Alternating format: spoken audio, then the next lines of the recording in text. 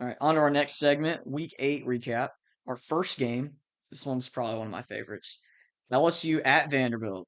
Vanderbilt exposes LSU in Nashville. Huge game. I was about to say an upset, but Vanderbilt was favored in this game and covered with a win. It felt like from the beginning that Vanderbilt was the better team to me.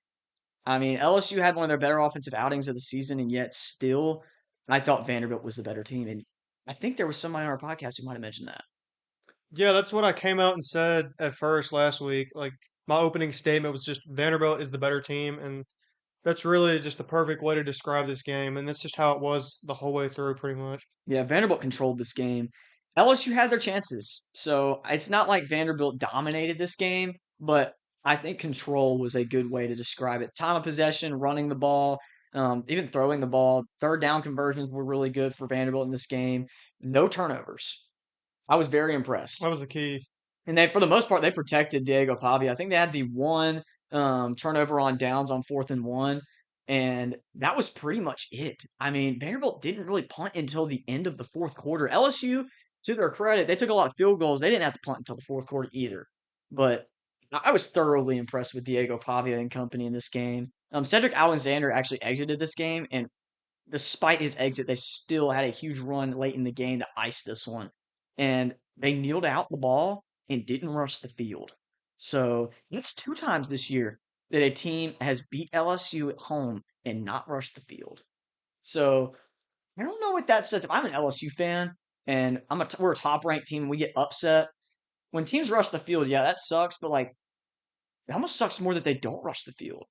Like they don't think they're not treating you the way you think that you should be like respected. Like because that's a sign of almost respect when you rush the field against a team. You're saying how good this team is, how big of a win. They expected to win this game. Same with Ole Miss when they beat them in Oxford. We expected to win that game.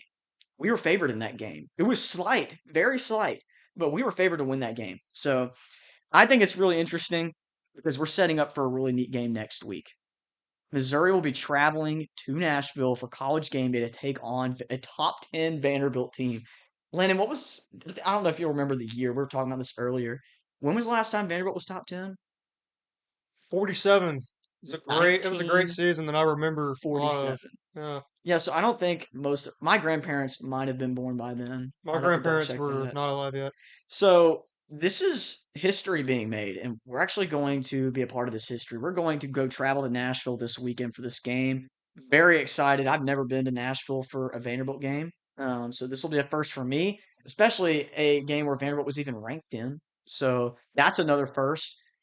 I think it'll be a top 12 matchup, maybe. I don't know exactly where the AP poll has Missouri, I think but Mizzou stuck at 15. I have them in the top 12. I think I'm at 11 or 12. So we'll see where the AP poll has them. I haven't checked it really today that much, but this is still a top 15 matchup in Nashville. I think that's probably the first time that Vanderbilt's have been able to say that. It's been a long It's been a time. while. I mean, last week almost was, but Vanderbilt was 17, super underrated. That was too low for them. But yeah, biggest matchup here in a while, and that's funny because like people were saying that about this week's game, and now it's already been overshadowed. Yeah, and I mean this is a huge win. Anybody who tries to kind of move on to the next week's game is a bigger game.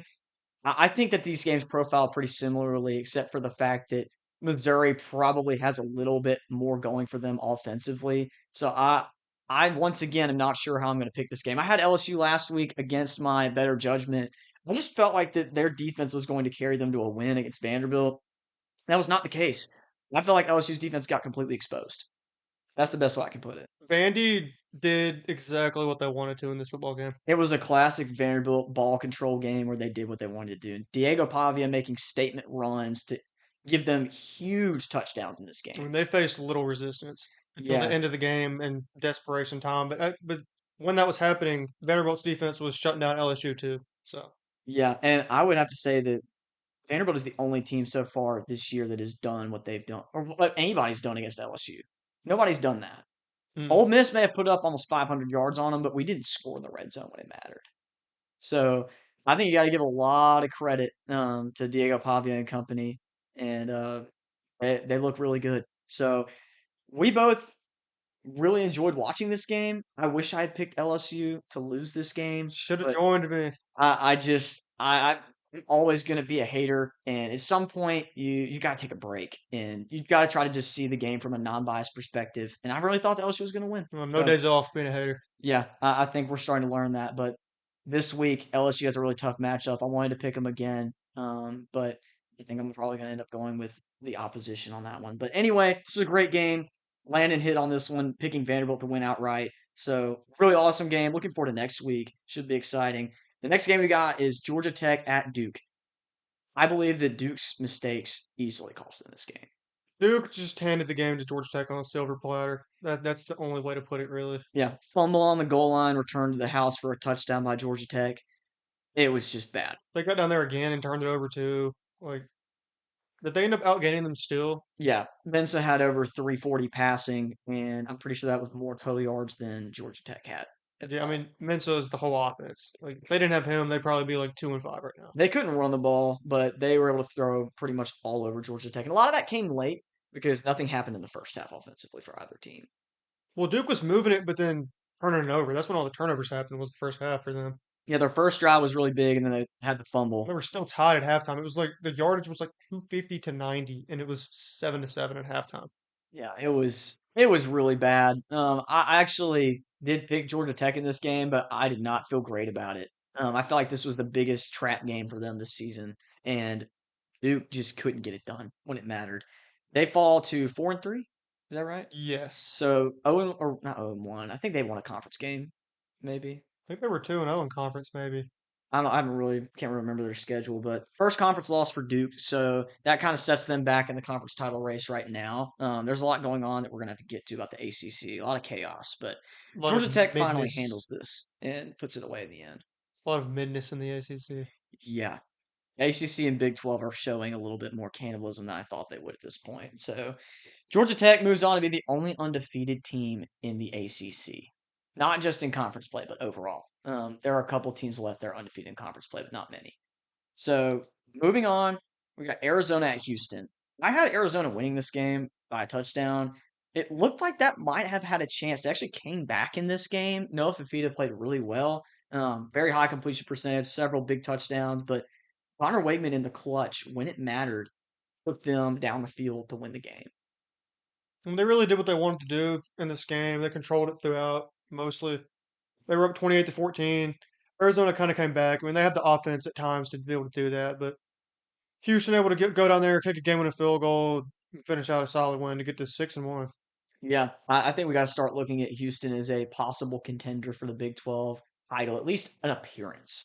I don't know that they have the talent to win anything, but with their schedule, they have a chance. So teams like Cincinnati and Houston, we're gonna have to start giving them some looks moving forward in these discussions. But that's a big win for Houston. Moved to bowl eligibility with Willie Fritz. Is this his second or third season? I think it's year 2. Might be year 3, though. I just know when he gets to year 2 and 3, those are the biggest jumps for him. So if this is not their ceiling, Willie Fritz might have more to work with next year. There might be more improvement ahead for them. That's pretty optimistic, but he's a great coach, very underrated in his own right, and taking this Houston team from a complete embarrassment last year and made them a highly competitive football team. So defense at the end of this game was kind of absent. Lots of touchdowns from Arizona to get back into it, but overall, I felt like Houston was the more complete team, and that's why they ended up pulling it out at the end. So moving on, Baylor at TCU. We both picked TCU in a shootout, and that's exactly what we got. It looked like TCU might was going to run away with it at one point. There were several rain delays in this game, so we didn't really get to catch all of it. But there were several points where it looked like TCU was just going to run away with this game, and Baylor just continued to find points. Sawyer Robertson, I think, had 52 pass attempts in this game. He had It like was something stupid high. maybe like 28 completions. He was thrown all over the place. Had 3 interceptions, unfortunately. I think he's still leading the nation in passing, despite the fact that he's got several multi-interception games, and they've already lost like 34 games. So he's still a great player. He's trying to carry this team offensively. We kind of keyed in on the fact that they had no defense, and that was going to be a factor in this game. That's what it came down to. TCU did what they wanted to do. They controlled this whole game during the slow delaying process. It just never felt like Baylor was going to be able to climb back in it. Like they were close there at the end, but they made up for a lot of that huge margin with some late touchdowns. Had a couple 2-point conversions, but overall, they can't run the ball effectively enough and play good enough defense to beat teams like TCU. Yeah, I mean, you see the 42-36, but TCU controlled this game the whole time. It was really never in doubt. My score prediction was actually 42-34, and Baylor went for two one time and got it. And if they wouldn't have got that 2 point conversion, my score would have perfectly hit. So that kind of sucks. But Yeah, we beat all over a lot of these score predictions. On the games that we're getting right, a lot of our score predictions are pretty good. So, really interesting game. I thought this was going to be a really fun one. Told people to tune in if they heard it, and I hope some people watch this game because it was fun. great game besides the 3 hour rain delay, whatever it was. It's Yeah, the only drawback. you got to watch this game all day yesterday from 11 o'clock to 6 o'clock. Lots of fun. Moving on, we have Oklahoma at South Carolina. This was probably one of the most disappointing games that we picked. We both picked South Carolina in this game with an upset to cover -5.5, and they did not do that. I figured that Oklahoma's defense was going to play a big role in this game. They've stayed consistent all season, but South Carolina having this at home, it's their month. It's Cocktober. I just figured they'd pick up a win. Oklahoma's not been able to run the ball up until this game. They had a 100-yard rusher, I think, probably for the first time this season, and they were able to control this game from the start. After South Carolina failed to score in the red zone in the first half, it just kind of felt like Oklahoma ran the game there on out. I just can't believe how bad they are compared to last year, and it's just crazy. Yeah, their I did run game not. is so spotty. It's so bad. I did not expect to fall off like this at all. Yeah, I mean, when I saw that they had Fajon transferring in, I was like, yeah, he could probably pick up some of the slack that Rocket Sanders was leaving going to the NFL, and that didn't happen. He's had a couple decent runs, but other than that, he's not been consistent for them. It's mainly their offensive line. They cannot protect Lenore Sellers, and they will not run block. So that's a big part of any team. Like last year, I thought that South Carolina had a lot of veterans on the offensive line. They had a lot of veteran pass catchers. They were able to make that team successful with the chemistry they had holistically. But at the end of the day, I mean, they didn't bring back those guys this year. They didn't have good recruiting classes. Their transfer portal classes were weak. And this is what we get, a team that relies on Lenore Sellers to create any and all explosive plays. So, unfortunately for South Carolina, they have Alabama next week Uh, coming in to Williams-Brice. I don't think this one's going to be good. no, But they're gonna get murdered. This team just seems dead to me. They've gotten worse every week, and Lenore Sellers has had the weight of the whole team on him, and it seems like that's kind of worn him down a little bit. He's been worse and worse every week. So I mean, there's no telling how much worse it can get for South Carolina. yeah, I'm done giving South Carolina any time of day as far as game picks and betting are concerned. They're just not. They're not a competitive football team right now, unfortunately, in the SEC. Maybe in the Big 12 or the ACC, they'd be competitive. I mean, they waxed Virginia Tech, but I don't know that they would be competitive in the Big 10. So that's Ugh. unfortunate, but maybe they'll get a rebound next year. This is just not going to be their year. Moving on, Ole Miss at Georgia. There was absolutely zero defense in this game. Neither squad decided to play any defense. If anything, Ole Miss, being the loser in this game, had the most defensive plays, at least statistically speaking. They had a sack and three TFLs, which is not really that great. UGA had zero TFLs and zero sacks, and we were still able to pull away and win this game. This team has a clutch factor that Curry Smart teams typically do have, Except against Bama. except against Bama. That's the kryptonite. That one drop touchdown pass probably is that kryptonite in and of itself right there. That they had it against Bama, but in this game, Ole Miss literally could not stop Georgia. They forced zero turnovers and zero punts. The only quote unquote stops that they had were field goal attempts from Georgia, and I don't think they missed a single one. So the final score in this game was 43-35. I had Ole Miss losing by 7 in a more low-scoring affair, but I felt like we were going to see some yards in this game. I knew Georgia's defense would be susceptible. I knew we'd be able to attack that. I like our weapons better than theirs still. But at the end of the day, we could not run the ball effectively enough to stay in this game. And no defense wanted to be played by either team. So it came down to who the most complete offense was going to be, and it was Georgia. They ran for over 200 yards. We had like 70 or 80 total yards rushing, and they outpassed us as well. So I think Georgia is the better football team, but they come to Oxford, Might probably go would pick us different. in that game. Yeah. I really like that, and I feel like we'd have a better defensive scheme if we had to play them again. After playing a full 60-minute game with them, seeing how they function, I mean, there's just no way we play that team again, and they get as much green grass as they had in this game. It was really just the resilience and toughness factor of Georgia that willed them to this win, in my opinion. Yeah, this is the same things that willed them to a win against Tennessee. And I mean, they had a chance against Alabama. Georgia's just showing that kind of mentality already this season, and I'm sure it'll keep happening. But the fact is that Ole Miss had a two-possession lead going into the fourth quarter, and they blew it because they couldn't stop anybody and they couldn't run the ball to win the game. So those are two characteristics of a team that is not capable of winning huge games or making a postseason run. So even if Ole Miss somehow finds a way to finish 11-1 or 10-2, I don't. I see a first round or second round exit for Ole Miss in the playoffs. They will not make a deep run if they make it there. Teams like Indiana, Ohio State that actually can run the ball and play complementary football would beat Ole Miss by several touchdowns. Unfortunately, Yeah. Lane Kiffin's play calling and offensive firepower from Trinidad Chambliss and our receiving core is what's carrying this team. I still think it's a great football team, and there's just enough talent on defense to where if we play teams that may not be highly explosive on offense, it could be a close game and we could probably win.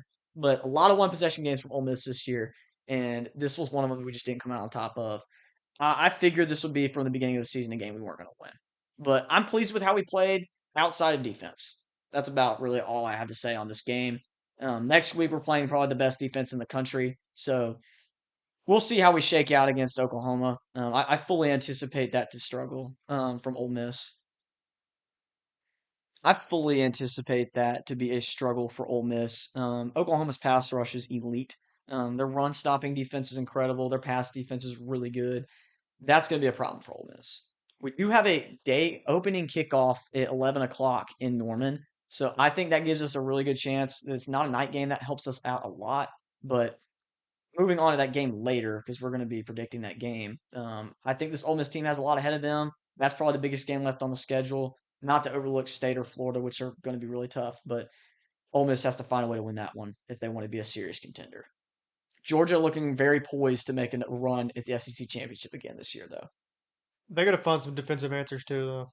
Yeah, they've allowed multiple 30-plus point games this year, Tennessee and Ole Miss. So we'll see how they play against other teams in conference, like when they play teams like Mississippi State, who have the ability to score down the field on you. Can they win those games convincingly when they probably should? We'll see. But this game was really awesome. Definitely a classic for this season. Probably one of the best games I watched. Next game we got UNLV at Boise State. I had UNLV as my call the dogs pick this past week. I really want to take this game just because of the points that UNLV has been able to score so far this season. They've had a lot of close games, but their defense has been atrocious. I felt like Boise State probably was not going to be able to do much defensively in this game. Up to a certain point, I thought it was going to be a shootout that UNLV could win, and they did not do that. It got to halftime, and it was a 4-point game. UNLV down by 4 going into the second half, and Boise State just put the foot on the gas and said, "We're going to play defense." Had a couple of interceptions, big stops, and a lot of touchdowns. They ran away with this one. I think the final score, 56-31. yeah, I think so. That was 7 points in the second half from UNLV Yep. and over 20 plus from Boise State. So really not a good luck for UNLV. I don't think they're going to have a chance to make the playoffs after this and probably do much in the conference championship game. If they rematch with Boise State, they will probably lose. So I mean, it's just how bad that defense is. That's what I said last week when I was talking about this game. That was going to be the difference, and it did not show up. Offensively, they're a great offensive team. I don't think anybody can dispute that, but just so bad defensively. I mean, this is going to be like a bottom 10, 15 defense in the nation. it might be one of the worst. I know they have probably the worst run defense in the country. I mean, they were giving up like 12 yards a carry in this game. Just insane. It was terrible. I haven't seen anything like that since Ole Miss in like 2017. It's Do we pretty know who bad. their defensive coordinator is? I don't know, but probably don't want to shout him out. I'll probably just add to the fire. He's probably going to get relieved of his duties by the end of the season. So if we had any sort of following, wouldn't want to throw him under the bus. But let's go ahead and move on to a game that was actually really interesting. Mississippi State at Florida in the Swamp. This game came down to the last play. And we were both watching this game. We were in the stadium. Auburn game was starting to kick off, and we were catching the tail end of it, trying to get service.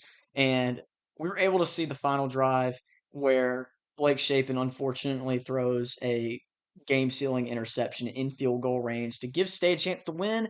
Florida comes up with a huge takeaway and closes out this game. Despite the fact that they won this game at home, Billy Napier was fired today. State just made so many mistakes in this game. There's so many things you could point to in this game that cost State the game. And I know Florida made a good bit too, but State just made so many. And then obviously the one at the end, throwing an interception to literally the biggest guy on the field. Like, I don't understand. Yeah. I don't understand. A lot of people have been talking about that play call being bad, which I actually disagree with. Just throwing that ball was bad. Like you cannot throw that pass. He was anticipating too much to throw that, and like you got to be able to adjust when you see a 350-pound dude right in the way. Like, come on, like Yeah. That was a I one don't know. read play. Like Yeah, they like you cannot be doing that. they called that play. It was that read or a throwaway, QB run, slide, whatever it needed to happen to end the play. It was supposed to be a conservative play. That was the call. Get that ball to the out route, out of bounds, get a couple more yards, comfortable field goal range, kick the field goal, win the game. But Blake Shapen, I guess just something in him thought he could get that ball away from that guy. And he came up late. That was a delayed cloud flat drop from the D tackle. And a lot of times those are tough for quarterbacks to see. Um, he's had pressure the whole game. And I think that amount of time that he had in the pocket, he just has decided, all right, I've got time. I'm throwing this ball. And there was nobody in the flat until he was ready to throw it. So it was a good play call. It was a really good play call from Florida, but unfortunately, Blake Shapen didn't hold on to this ball, which is unfortunate for State because they probably would have won the game on a field goal. I feel like they probably would have made it. Their kicker did miss one from a similar range, And we were on the hash that he struggles on but at it times, was so it close. would have been 50-50 maybe, but So that at still, least would have given State a chance in this game. It's really sad that it came down to this because we both had State in this game. I had a little bit of money on State in this game. The odds were really, really good. me too. And it looked like State was going to be able to pull off the upset, and it just didn't happen. So, despite that, Billy Napier gets fired this morning. I felt like that was going to happen regardless, and it did.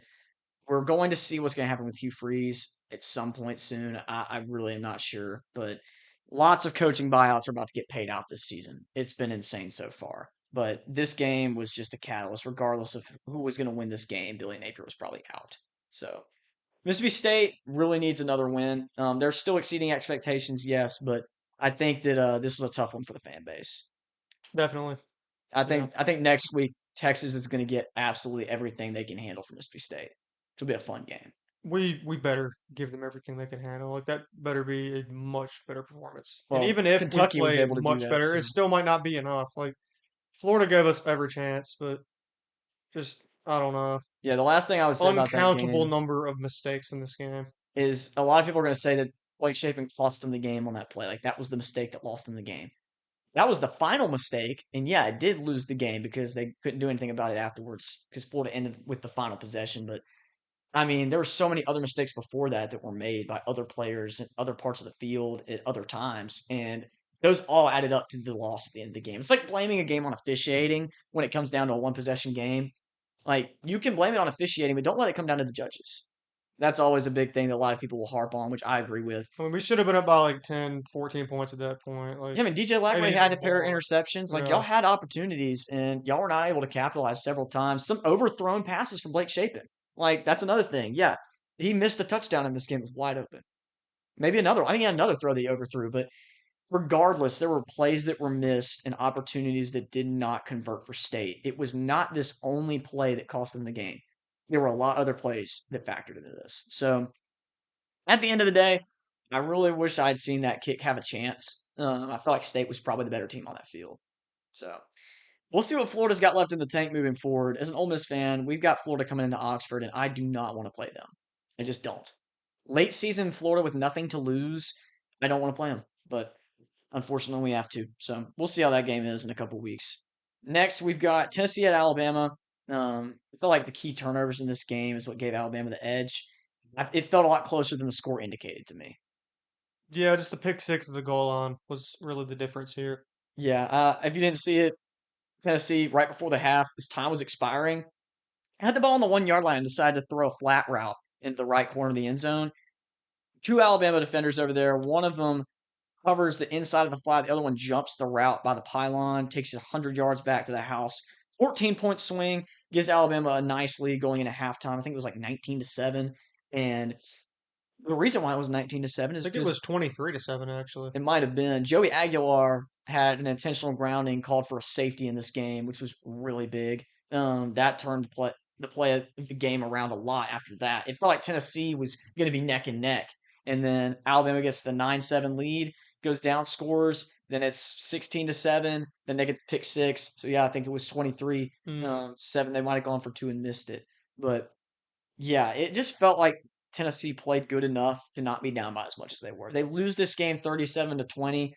Joey Aguilar with a pair of interceptions. I would still really like Tennessee. This is a tough loss at Alabama. They struggle with this matchup in Tuscaloosa.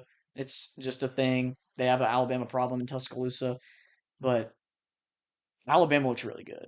And that's their fourth straight ranked win in conference play. That's massive. After going with the loss in week one to Florida State, who is now 0 wins in conference play. Yeah, we'll talk about them later in their masterclass of a game last night. Yeah, this just continues to go back to our segment that we did, the lessons from last fall. People counting Alabama out, calling for Kalen DeBoer to be fired, unranking Alabama. I mean, Saying FSU is a playoff contender now. the overreactions were endless. And look where we are now. Alabama's ranked number 4 in the country and a pretty solid path to make the playoffs and win the SEC championship. So lots going for the Tide right now. I feel pretty good about this team. Ty Simpson's probably one of the best quarterbacks in college football right now. He's been playing incredible. Only one interception against Vanderbilt, and they still won that game by 2 possessions. So, a lot to like about the Tide. I still think Tennessee's got a chance to run the table this season. They've got The several Vandy big games game at ahead the of end of them. the year is going to be a huge. That's a catalyst game for That both might end up being a teams, playoff elimination game. which is crazy. Never thought I would hear those words, but that's where we are with college football now. So, big game, Alabama, 17-point victory at home against Tennessee. Moving on, USC at Notre Dame. Like we said, USC, several injuries at running back. That played a huge factor here. They had no run game. The interceptions late cost this one for them. Um, Jade Mayava played really well, but when it came down to being in the clutch and finding big plays, the interceptions just cost him too much. Notre Dame played a solid game on defense, a couple broken coverage plays. Makai Lemon didn't really take this game over, but he played well. Jacoby Lane had a big touchdown. It just did not feel like USC was as well rounded as Notre Dame was. Defensively, offensively, Notre Dame was just the better team. And I feel like we both thought that was going to be the case. Jeremiah Love had his best game of the season, going for almost 230. This huge game for him. I didn't realize he went for 230. Dang. Huge game for him. He went stupid. And then Jadarian Price with the kick return touchdown, and I think he had a rushing touchdown this game. The two-headed monster in the backfield for Notre Dame. That's tough to stop. I wish Ole Miss had a run game like that because we would have been really tough to stop offensively with that. But they look good. The passing game wasn't their strength, but they leaned on USC in their porous run defense and just ran all over them in this game. So big win at home for Notre Dame. I almost nailed the score on this one. Final score was 34-24. I had Notre Dame winning 35-24. So pretty close one. Really fun game. Nailed this pick. We've struggled with picks this week. I think I went like 6-6, and you went 7-5. Yeah. So not our best week, but no losing records. If you So bet on all those games, for me, you would have won money, and for you would have split even. yep. So not too bad considering we've been 70% plus all season. And most of these games are toss ups. Yeah, this is the part of the season where there were a lot of close spreads, and that's where we kind of found ourselves picking games that were all really close. And I don't think that there were many blowouts on these game previews. Most of these games were one possession games. So that just tells you a lot about the era of college football we're in. But moving on, dominant win from Notre Dame. We've got Utah at BYU. This one to me was kind of shocking. I thought that Utah was just going to be the better team. I expected Utah to win the game the way BYU did. Yeah, I felt like when we talked about it, like BYU loves to play complementary football. Their defense is usually pretty solid. They run the ball very well. They don't force throws. They're a very opportunistic football team. And when they get turnovers, they find ways to score touchdowns. And I, I just felt like Utah was going to be able to do that against them. I thought that that was their bread and butter. Devin Dampier, with his dual threat ability, just brings more to the table than Bear Bachmeyer does, in my opinion. So I thought this game was probably going to be really close. It's a rivalry game, the Holy War, and yes, it's the Holy War. Anybody wants to call it anything else? Sorry, not what it's called. So that's the rivalry matchup that we get, and it's a fun name. College football tradition shouldn't get taken from us because a bunch of people get offended by it. So really interesting game. At the very end, Utah scores late to give them a chance, but BYU closes this one out and had control pretty much the whole game. They just played more consistent, sharper football throughout, and that's really what has led them to be 7-0 to this point in the season. Yeah, I looked at the box score for this game after and realized that Utah had outgained BYU by like 100 yards. And I looked at the third down conversion. They were better in third downs. I was like, what happened in this game? So I'll give you the two stats that really changed this game. Utah was 1 for 5 on fourth down. BYU was like 1 for 3, but 1 for 5 on fourth down, that's four drives that ended in no points that you were probably in plus territory. That's not good enough. It's not going to cut it, especially in an away matchup in conference in a rivalry game. Not going to cut it. That alone is a huge stat. Then Utah goes right back around and has two turnovers in this game, a fumble and interception. BYU has zero turnovers. That's what won in this game. That's six possessions right there. They go BYU's way, and they only won by 3. I'm still holding out to the fact that I don't think BYU is as good as people think they are. Utah's still a decent football team, but they're probably also not as good as they looked. Beating Arizona State as badly as they did last week, I think in large result was having home field advantage and Jeff Sims being the opposing quarterback. And just nasty weather in the rain. Yeah, I mean, we saw With this a week. quarterback like Jeff Sims that can barely throw the ball anyways, like Yeah, I mean, we just saw this week that Sam Levitt was the catalyst for that football team. Like with him, they have a chance. Without him, they don't. Sam Levitt for Arizona State this year is what Scatterbo was last year, really. He's kind of taken this team by the reins and said, "All right, I'm going to do what needs to be done to win us football games." And yeah, they lost to Mississippi State, but they really leaned on Mississippi State at the end of that game. And I feel like they were one or two plays away from probably having a chance to win. So I still think they're a solid football team, considering they had their win this week, which we're about to get to. That's our next game. They took on Texas Tech at home, and Texas Tech was undefeated, had not won a game by less than 24 points all season. Dominant. They had been completely dominant. Storyline of this game, Baron Morton was out for Texas Tech, starting quarterback. They have Will Hammond played this game. He's played some games already this season. He's played well, but he did not have his greatest game this year, or in this game. He did not play well this past week. He struggled to find shots down the field and open targets across the middle. They didn't run the ball the best, even though they had a huge performance against Kansas this past week. Cameron Dickey went for over 200 yards. He did not play well in this game. There were just not a lot of rushing lanes for Texas Tech in this football game. Arizona State capitalized on that and had an early lead, kept control of the game until late in the fourth quarter. I thought the game was wrapped up. Two possessions. Didn't they have a punt block? Was that what happened? I think so. What was it, 19-7, and then Texas Tech got two quick touchdowns, and then got a 2-point conversion, beat by 3, Yeah, I 22 thought to at that 19. point, I was like, oh, well, now Texas Tech's won the game. The game's over for Arizona State. And just like that, Texas Tech had a 3-point lead. It was crazy. Kind of reminds me of Mississippi State, Arizona State, but reverse. Yeah, but it happened so much faster. It Like, did because it Arizona happened State like took the whole second half to run the ball on y'all. But in this game, Texas Tech just went boom, boom. yeah, it was like That the last 5 minutes of the fourth quarter, I think. I didn't see that coming. I thought Texas Tech just kind of rolled over in this game, and it was just nothing was going to change. Arizona State was just going to run the clock out on them, but they had to take a 1 minute 30-second game-winning drive down the field and score to win outright, which I thought was really gutsy. They didn't play for the field goal; they played for the win. And a nothing to lose team with two losses against a top five team. I mean, that's gutsy. I love Kenny Dillingham, and I think he coached this game really well. It sucks that they almost gave it away there at the end when they clearly were the better team. It was probably really frustrating for their fan base, but that last drive was probably really sweet. They rushed the field, which I feel like they probably shouldn't have, to be honest with you. I feel like we've seen too many field rushings I so mean, far this after what they season. had to go through last week, they had to watch Jeff Sims play Yeah. football. I think they could celebrate A however big much they want. turnaround for sure, but I mean they had Mississippi State rush the field against them already this week or this year, so it just seems like there's been a lot of field storming so far. But I mean, gotta feel good for their fan base. Like they really still have a chance in this conference with only one loss to make a push. But it's kind of how the last year went for them. Like they had a couple duds early, and then they went on a streak there at the end. Well, something I didn't realize until this year actually was that their Cincinnati loss last year was a Jeff Sims game. Oh my gosh. Yeah, that's enough. They should have got a better backup quarterback in the portal. Hopefully, we won't see him again. If I'm an Arizona State fan, if I see him walk out into the field, just put Jordan Tyson behind the line of scrimmage and direct snap it to him the whole game. I mean, I would for rather real. see that Yeah. because Jeff Sims is just he should not be allowed to play quarterback.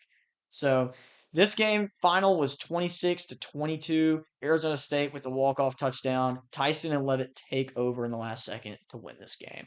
Big win for Arizona State. Back to what we were talking about earlier. Um, the Big 12 is in shambles. It's so much more wide It's open now. It was anyone's already wide conference. open. Well, at first people were saying it was wide open for who was going to play Texas Tech in the conference championship game, but now it's wide open for anybody to do anything. Well, Cincinnati's undefeated in conference play. Cincinnati and BYU are the two undefeated teams in conference play right now.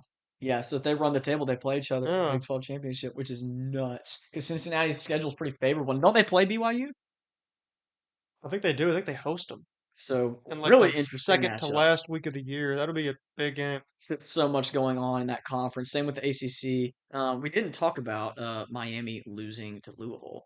That was a Friday night game. I think I left that off the list, but Miami drops a really important win, probably one of their last big tests before the end of the season, going to conference championship week. Losing to Louisville, Miller Moss and Chris Bell have a huge game and knock off the Hurricanes. Carson Beck with his worst performance of the season, 0 touchdowns, 4 interceptions. Just absolute fraud. Carson Beck is. Go back and listen to my ACC quarterback rankings video and see what I have to say about Carson Beck. It perfectly describes what he did this game. Yeah, and it kind of made me feel like how Georgia fans probably felt last year watching Carson Beck. Like he would have these great games against lesser competition, and to his credit, they did beat Notre Dame and he played really well. But then he'd have games like this, and you're just like, Who is this dude? Like, where was the other guy? yeah, what happened to the other guy? I remember when Ole Miss had Bo Wallace. One of the big things they would always say when Bo Wallace would choke a game, they called it good Bo and bad Bo.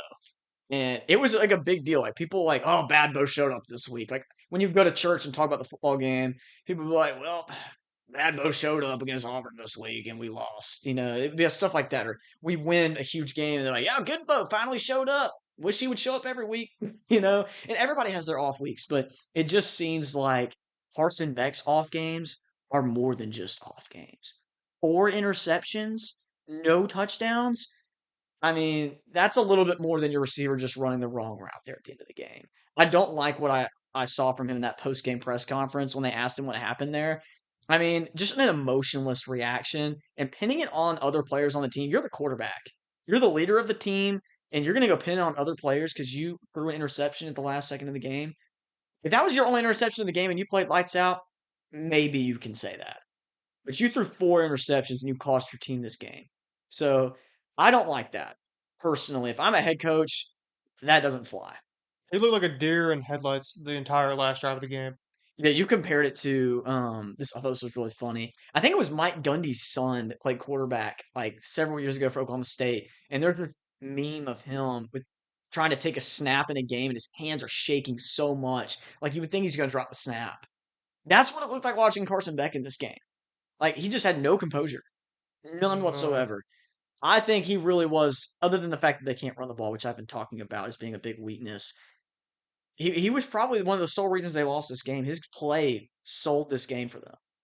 So I think that that's going to be something we're going to return to later. But just wanted to throw that game in here because obviously that has huge implications. Louisville jumping into the title race in the ACC, jumping high into the rankings, and sending Miami back down a little bit, back to earth. Starting to feel a little bit like last season again. It's just typical of Mario Cristobal. His teams just are not very strong minded, and that's not changed. When the highs are high, like they can be really good, but any anything they face, like they just crumble. It seems like Yeah, his teams don't seem to hold up any well in strong adversity. adversity, they just crumble. Yeah, we'll see how that progresses throughout the season. I'm still not sold out on them yet or anything because I think Louisville's still a solid football team, but I expected their defense to do more in this game and they did not. So all credit to Chris Bell and Miller Moss, which I know that's not the whole offense. Isaac Brown's really solid, but Chris Bell absolutely should be being considered as a first round wide receiver in the draft this year. He's a beast. But just want to throw that game on there because I realized we left it off. That is going to be our recap from this past week.